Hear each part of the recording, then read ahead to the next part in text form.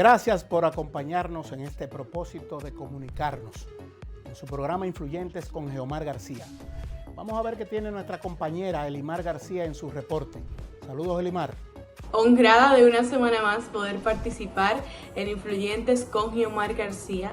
Agradecidos también de que nos elijan como sus informantes y además disfruten junto a nosotros de las conversaciones semanales.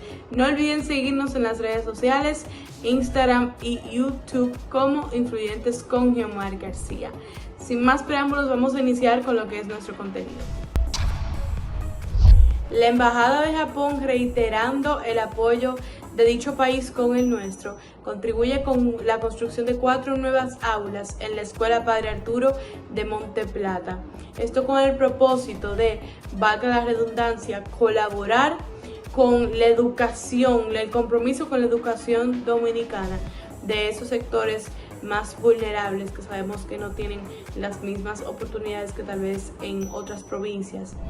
El embajador de Japón en República Dominicana, Takagi Mashiro, encabezó el acto de entrega de 4 nuevas aulas que se suman a las acciones de colaboración que esa nación ha hecho durante varias décadas a la Escuela Padre Arturo de esta localidad de Monte Plata.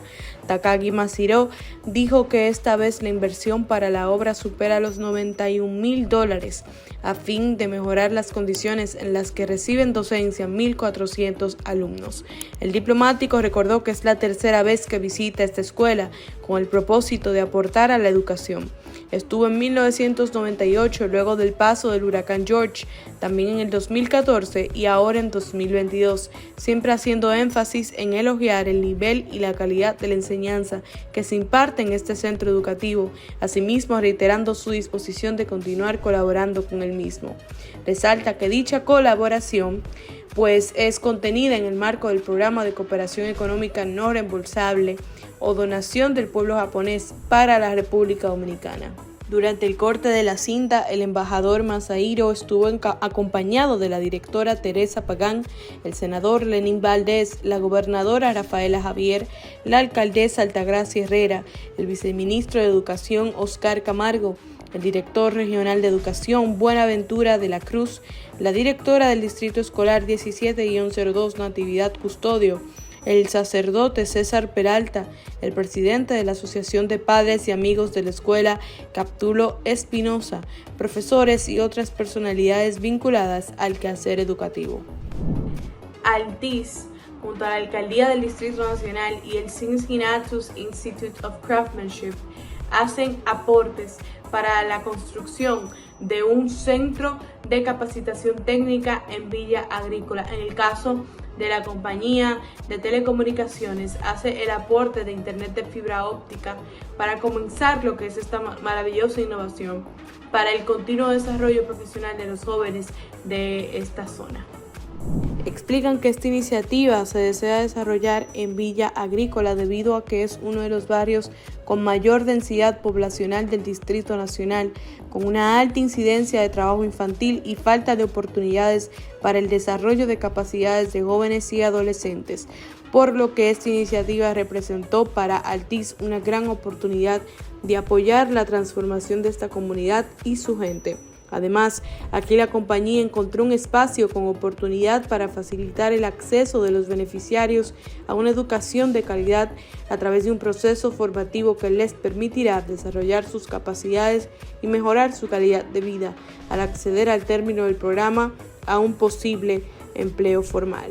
Explican que su compromiso es propiciar el desarrollo de iniciativas que les brinden oportunidades a las personas de mejorar sus condiciones de vida y colocarlos en el centro de su desarrollo social, humano y económico. Como a nosotros nos fascina ser voceros de las buenas acciones, les traemos una maravillosa iniciativa por parte de Air Europa, que ha decidido no permitirle a las personas con dislexia o alguien que tenga en el pasaporte una denominación de alguna dificultad específica del aprendizaje, no abonar en caso de que tengan que pagar una penalidad por un error en su reserva de vuelo. Es maravilloso no solo porque están haciendo lo que es justo, sino porque es un granito de arena más para que las empresas así grandes o micro, no tienen que ser grandes, puedan ser parte cada día de iniciativas de integración, de inclusión y ser voceros de lo que es justo y de lo que definitivamente no lo es. Iñaki Muñoz, presidente de DISFAM y secretario general de la Federación Española de Dislexia, agradece a Air Europa su disposición y compromiso con las personas con dificultades de aprendizaje. Afirma que el protocolo establecido por Air Europa para subsanar estos errores tan comunes que pueden cometer las personas con dislexia a la hora de realizar una reserva es una gran noticia para nuestro colectivo y demuestra la sensibilidad y el compromiso de la aerolínea con este tipo de causas con las que llevamos años colaborando. La Asociación Cibao de Ahorros y Préstamos amplía sus capacidades en torno a las capacitaciones que se imparten mediante las asociaciones sin fines de lucro, permitiendo mayores desarrollos profesionales mediante las mismas, permitiendo innovaciones y quién sabe muchas oportunidades a nivel laboral y social para todos los individuos que tengan la oportunidad de graduarse mediante los programas que imparten estas maravillosas entidades. Las capacitaciones a favor de 94 representantes de 80 asociaciones sin fines de lucro forman parte de la estrategia de responsabilidad social de la Asociación Cibao de Ahorros y Préstamos. Con el apoyo de esta Asociación Cibao de Ahorros y Préstamos, 94 representantes de 80 asociaciones sin fines de lucro se graduaron de programas cursados en el Centro de Innovación y Capacitación Profesional y en el Instituto Tecnológico de Santo Domingo. Las capacitaciones que ayudan a mejorar la gestión de las asociaciones sin fines de lucro desde diferentes perspectivas corresponden a la tercera edición del programa Dirección y Gestión Estratégica de Asociaciones sin fines de lucro de la Institución de Intermediación Financiera en el marco de su proyecto Fondos Concursables Asociación Cibao de Ahorros y Préstamos para el Desarrollo Sostenible. Yara Hernández, gerente de Comunicaciones y Sostenibilidad de ACAP, manifestó en unas palabras de motivación que su propósito siempre ha sido dotar a los participantes de las competencias y conocimientos para gestionar adecuadamente una asociación sin fines de lucro, de manera que puedan hacer uso de las mejores prácticas administrativas y gerenciales. Dentro del programa se graduó a 48 representantes de 39 asociaciones sin fines de lucro en gestión eficiente de las asociaciones sin fines de lucro. Mediante el INTEC certificaron a 46 egresados en representación de 41 instituciones no lucrativas en efectividad organizacional para entidades sin fines de lucro.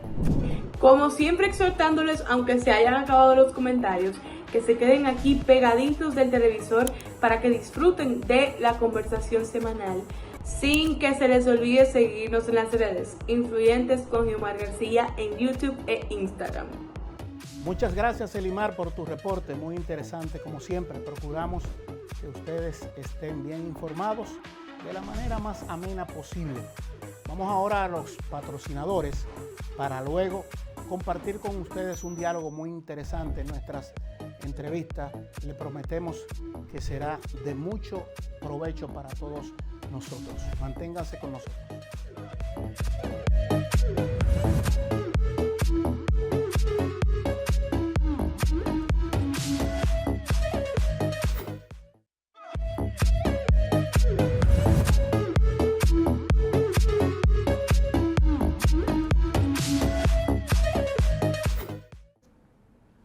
República Dominicana se da el lujo de tener grandes talentos en diferentes órdenes de la vida social. En lo profesional hay jóvenes muy capacitados, preparados y con responsabilidad social que aportan, que participan, que tienen las capacidades encontradas en el sistema educativo de la República Dominicana, perfeccionadas y especializadas en otros países. Hoy tengo el honor, el gusto de conversar con un joven abogado con formación premium, con formación bien definida, experto en asuntos administrativos, de emprendedurismo y alianzas público-privadas. Me refiero al doctor Roger Pujols, que está con nosotros. Saludos, doctor, ¿cómo está usted? Muchas gracias, Omar, por esa bienvenida. Todo muy bien, un placer estar aquí compartiendo con ustedes y con la audiencia. Eres una persona joven que tiene una formación muy distinta a la época o generación que me correspondió iniciar en la formación ya de secundaria y universitaria. Las capacidades actuales que adquiere un individuo son maravillosas. Hay mucha información fluyendo. ¿Cómo una persona que luego que alcanza esas capacidades, esa formación, que pudiera dedicarse a lo privado y ganar mucho dinero porque tiene la formación, pudiera asumir con la mayor convicción participar en cualquier tipo de actividad con el criterio de compromiso social, entendiendo que este país merece que retornemos a la sociedad un poco de lo que nos ha dado? Correcto, Omar. De eso se trata, de un compromiso de cada quien, de devolver parte de lo que dentro de las posibilidades la sociedad dominicana nos aporta a cada quien. En mi caso particular, soy abogado que nunca había tenido participación del sector público. Ahora estoy colaborando con la administración del presidente Luis Abinader. Pero siempre tuve la semilla, la vocación de lo gubernamental, del servicio ciudadano. Y qué mejor escenario, qué mejor plataforma que hacerlo en una administración que venía con bríos de cambio, luego de una letargada administración de otro partido que con sus luces y sus sombras contribuyó con la estabilidad macroeconómica y nos daba la oportunidad a esta nueva administración de enmendar los errores que en el pasado se cometieron en el ejercicio de lo público. Llamado por ese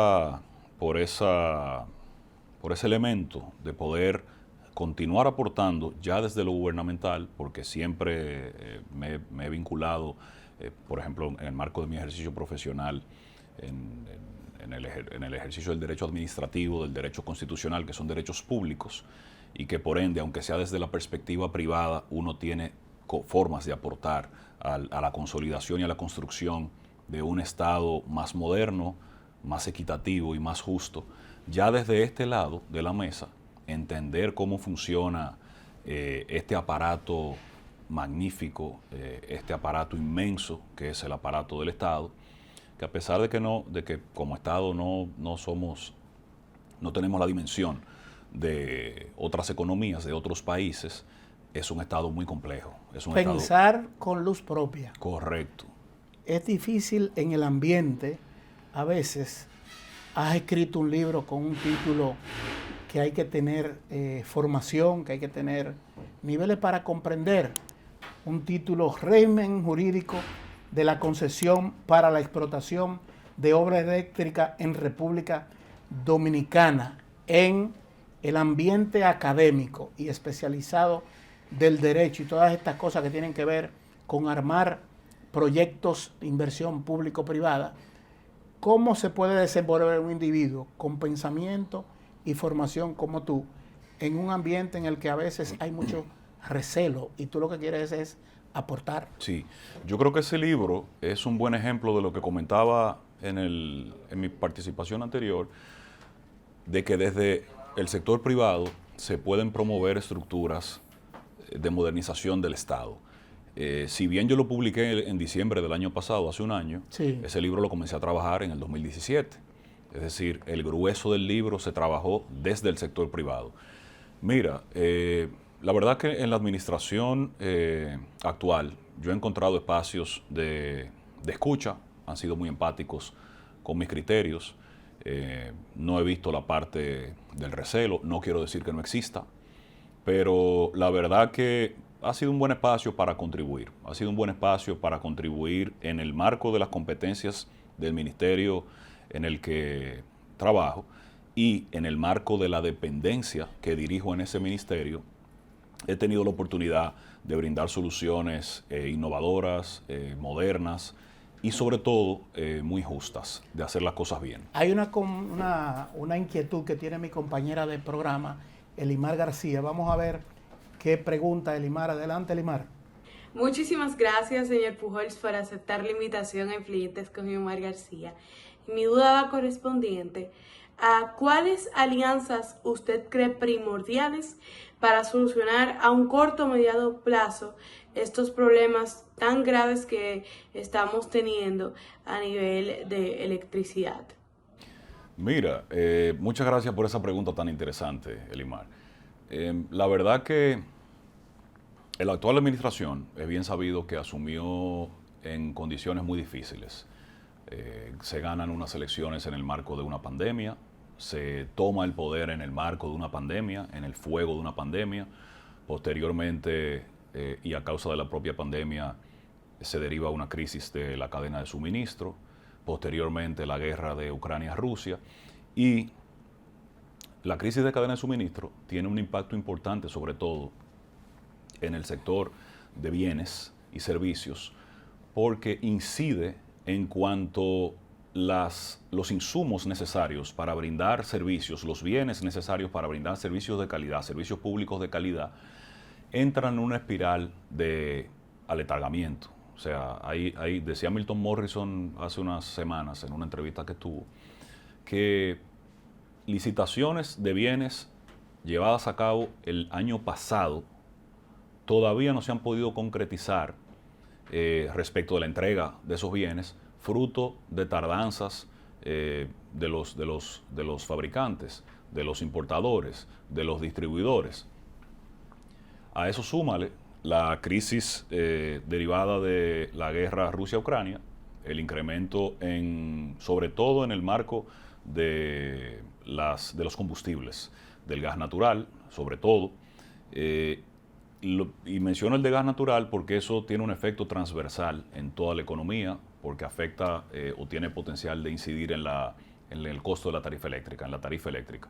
Entonces, partiendo de esa realidad, que es una realidad bien compleja, bien difícil y, diría un abogado, irresistible, o sea, inmanejable para un estado como el nuestro, que no produce gas natural, que no produce petróleo, me parece que la gestión eficiente de las empresas distribuidoras de electricidad y la gestión precavida de las generadoras de electricidad son pieza clave para la tranquilidad del pueblo dominicano y por ende el mantenimiento de la estabilidad política de la que hemos disfrutado durante muchos años, incluso en condiciones tan adversas como los últimos 2 años, gracias al buen timón del presidente Luis Abinader.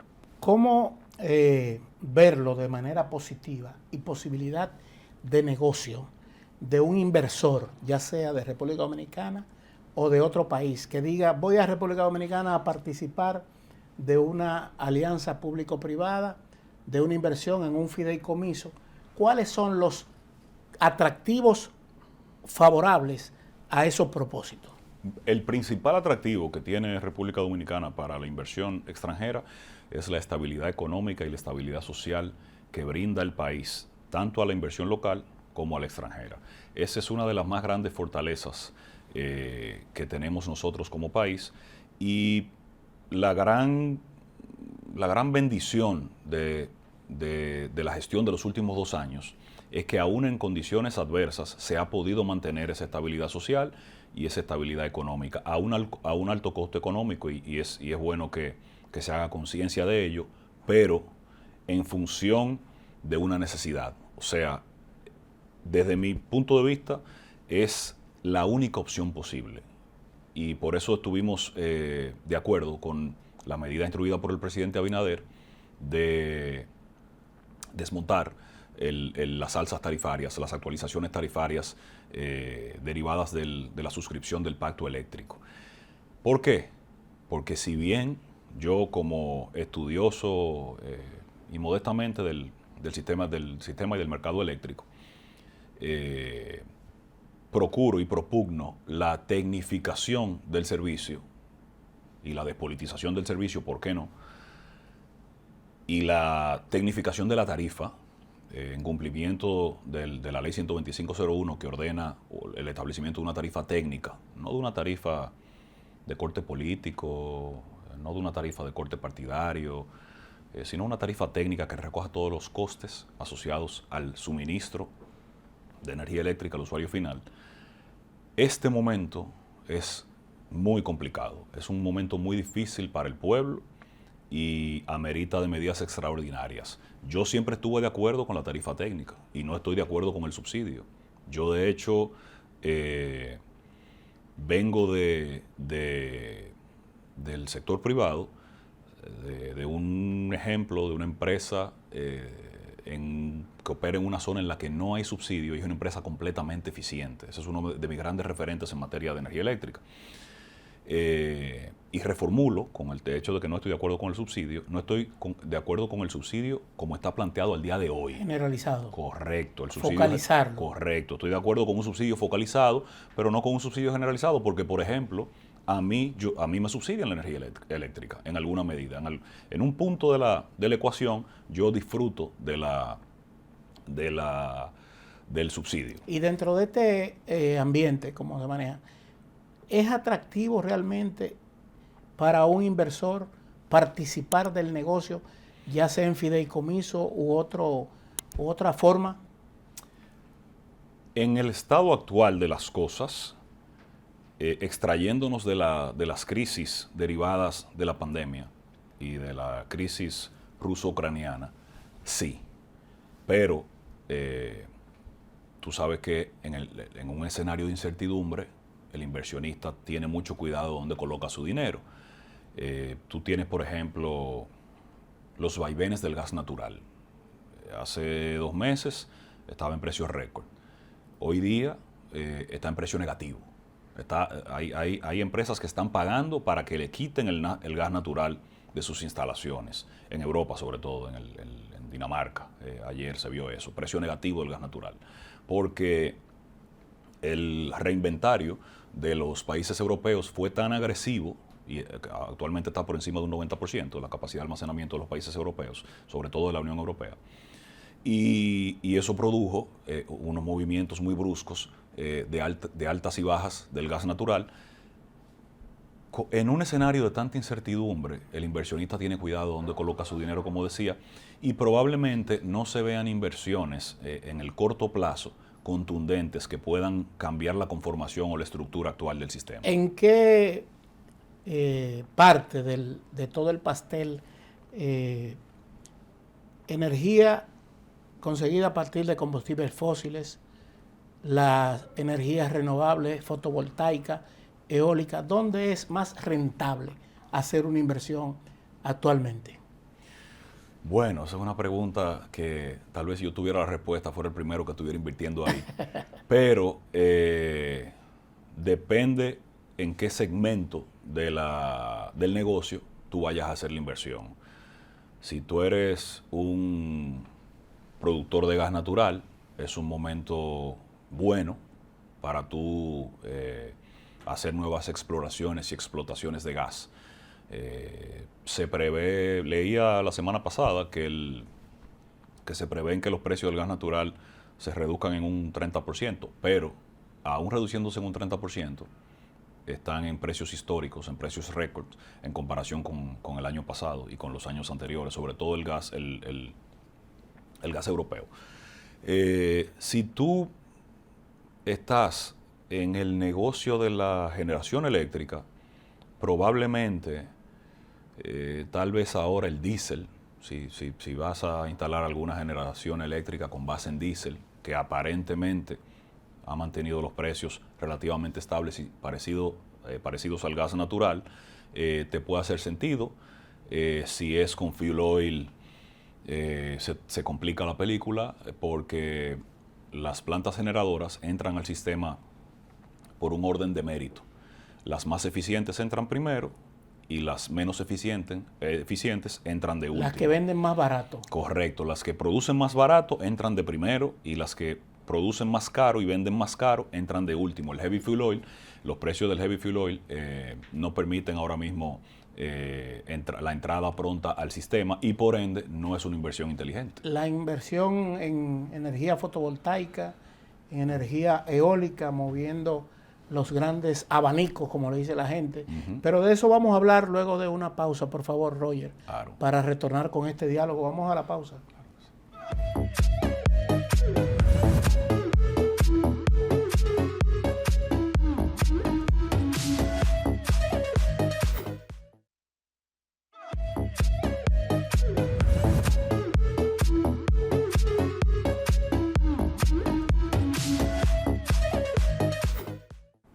Roger Pujols, que es académico, profesional del derecho, servidor público, formado para estos propósitos. Estamos haciendo un diálogo muy interesante sobre eso. Dejamos en el tintero la pregunta sobre la energía a partir del almacenamiento de energía solar o del uso de la brisa, de los vientos. Son proyectos de inversión bastante elevado porque la tecnología es costosa, pero es rentable invertir en esos aspectos. En República Dominicana hay leyes que incentivan incluso. Sí, correcto. La ley 5707 incentiva el uso se llama tal cual, sobre incentivo al uso de fuentes renovables de energía. Es una inversión rentable, es una inversión cara, pero como el costo de producción es de los mejores, de los más bajos, entras primero en el sistema. El problema de las energías renovables, el desafío que tienen las energías renovables hoy día, versa sobre el potencial de almacenamiento. Cuando hay sol, hay energía, si hay un panel fotovoltaico. Cuando hay viento, hay energía, si hay una torre eólica. Pero si no hay sol ni hay viento, entonces no hay energía. Y el almacenamiento de la energía todavía es un desafío no solamente para el sector renovable, sino para el sector energía en su conjunto. Hay empresas como AES que está trabajando muy fervorosamente el tema del almacenamiento de la energía a través de unas baterías que están diseñando y van en una fase relativamente avanzada. Bueno, la Torre Popular ya está plenamente trabajando con ese tipo de energía que le sirve la AES dominicana a la torre principal del Banco Popular. Correctamente. Y en esa torre también hay unos espacios para carga de vehículos eléctricos instalados por otra empresa que también está haciendo cosas muy interesantes desde el punto de vista de las fuentes renovables de energía, que es el grupo Interenergy, los dueños de CEPEM en Punta Cana, que están trabajando intensamente la colocación de infraestructura de carga para vehículos eléctricos. O sea que el país va avanzando en alguna medida. El gas natural, que es un combustible, no es una energía verde, no es energía verde, no es una fuente renovable de energía, pero es un combustible que ha sido catalogado como de transición al punto tal que la Comisión Europea ha calificado a las empresas que utilizan gas para producir energía como empresas verdes. Con esas cuestiones de empresas verdes y la preservación del medio ambiente, objetivos sostenibles de desarrollo aprobados en la Organización de las Naciones Unidas, ¿cómo está República Dominicana con esos manejos? Bueno, en el COP26 o COP25, no recuerdo, el gobierno del presidente Medina hizo un compromiso en la persona del vicepresidente del Consejo del Cambio Climático, hizo un compromiso de reducir a un 30% las emisiones de carbono para el 2030, a un 25%, perdón, para el 2030. A mí me sorprendió el compromiso que se asumió, porque eso habrá sido hace 4 o 5 años, faltaban 15 años y estábamos hablando de reducir nuestras emisiones en un 50%. La información a la que he tenido acceso da cuenta de que estamos produciendo un poquito más de dióxido de carbono, incluso de lo que se producía antes. Pero fíjate cómo opera los mercados y el componente de cambio climático, el protocolo de Kioto, los compromisos que se asumieron en París, que ahí fue que asumimos el nuestro. No es justo para economías que están en pleno desarrollo como la nuestra, que se nos penalice, que se nos prohíba el uso de energías convencionales y se nos obligue al uso de energías alternativas. Por lo que tú mencionabas hace un rato, el costo de la energía alternativa es mucho mayor al costo de la energía convencional. Entonces, economías que ya agotaron esa fase, como la estadounidense, la alemana, la francesa, la de Reino Unido, que se sirvieron de fuentes convencionales para alcanzar estándares económicos de desarrollo que le permitieron el bienestar mancomunado de la población, están en una posición de muchísima ventaja si tuviésemos nosotros que hacer lo mismo. Entonces hay unos mecanismos de compensación. Nosotros no estamos necesariamente obligados al uso de energías convencionales, pero la verdad es que el país en sentido amplio se ha vertido, se ha virado hacia la promoción de esas energías. Entonces, a mí me luce que en el pool de la matriz de generación eléctrica, las renovables tienen una buena participación, el gas natural que pasó de un 0%, prácticamente una presencia incipiente a principios de los 2000, a ocupar la primacía en lo que al porcentaje de participación respecta, por encima de un 40%. Estamos bien a nivel de contaminación y a nivel de diversificación de la matriz. Hemos en alguna medida procurado la descarbonización de la economía. A partir del 2013 se contrató la instalación y la fabricación de Punta Catalina con base en carbón. Eso fue en alguna medida contradictorio con el compromiso que asumió esa administración de descarbonizar la economía, instalando la planta más grande de generación eléctrica con base en carbón. Pero creo que el cambio climático, y más que el cambio climático, la protección del medio ambiente, tiene que ser una prioridad de todos. Hay que procurar un balance entre la economía y la protección del medio ambiente, y más que la economía, el bienestar de la gente y la protección del medio ambiente, pero con énfasis en el desarrollo sostenible, es decir, con énfasis en legar a futuras generaciones condiciones similares o mejores a las que disfrutamos nosotros hoy. Nuestra compañera Elimar García tiene otra pregunta. Adelante, Elimar. Es esa raíz que hay que cortar para poder mitigar o mejorar de una vez por todas este inconveniente, porque ya sabemos, por más alianzas buenas que se hagan, por más soluciones que se busquen, si no cortamos el problema de raíz, no vamos a estar nada y vamos a recaer en la misma situación.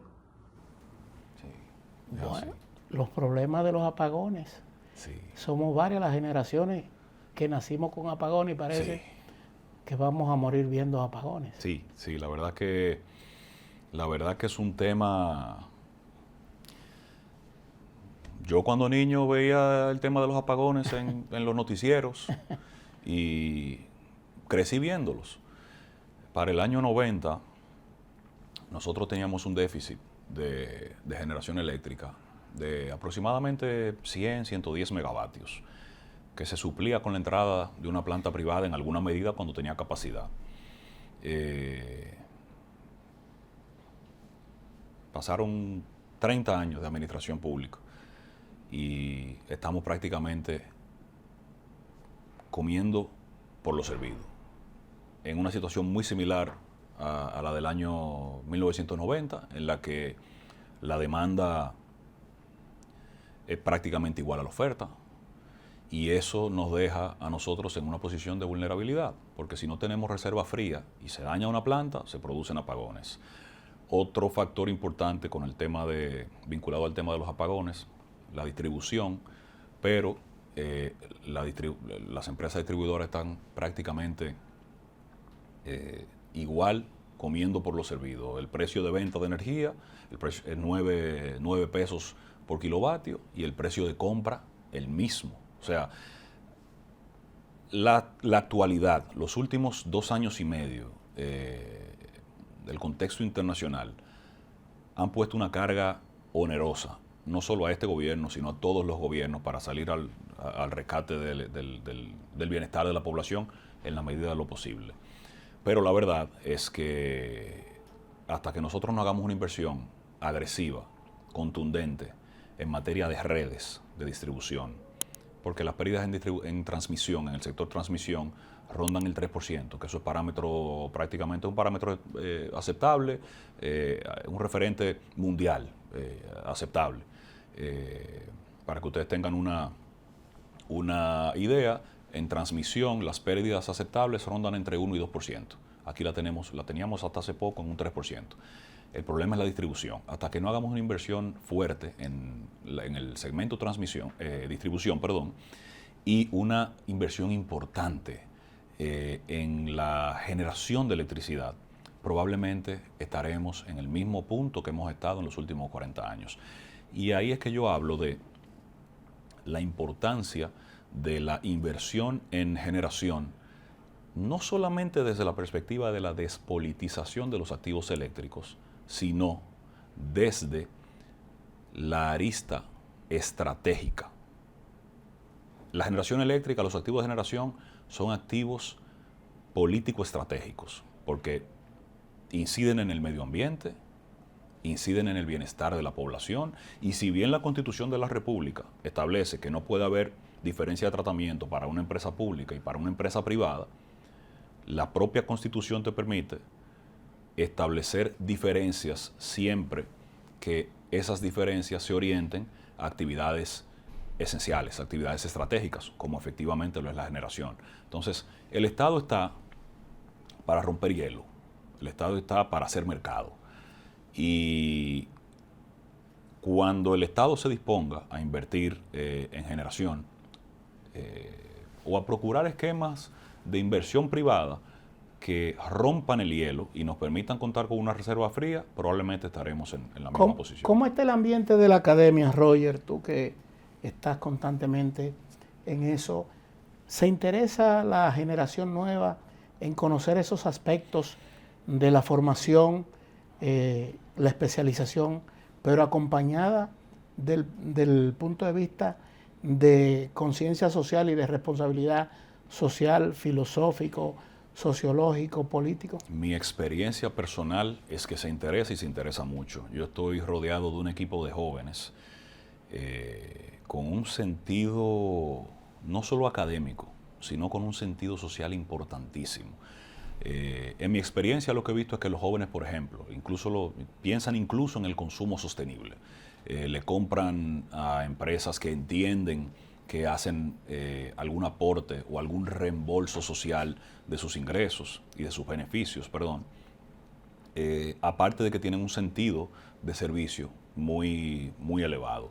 En la parte académica, en el acto de puesta en circulación de ese libro que tú mencionabas, estaba copado y era esencialmente, yo de hecho me sorprendí porque no es que yo tenga un vínculo tampoco estrecho con un segmento juvenil de los 20 a 23 años, porque no tengo hermana de esa edad, hermanos de esa edad, primos de esa edad, no tengo novia de esa edad, lamentablemente, pero estaba copado por jóvenes que mostraron interés completamente genuino de acercarse a esa actividad. Qué bueno. Roger, muchas gracias. A ustedes. Un diálogo bastante didáctico para orientar a la gente sobre este tipo de temas que a veces en el tráfago cotidiano, por esa dicharachería, se nos pasan. Así es. Y son fundamentales. Muchas gracias. A ti, Omar. Roger Pujols, abogado, experto en Derecho Administrativo, Constitucional, ha sido nuestro aporte en el día de hoy. Nos vemos en una próxima entrega de Influyentes con Geomar García.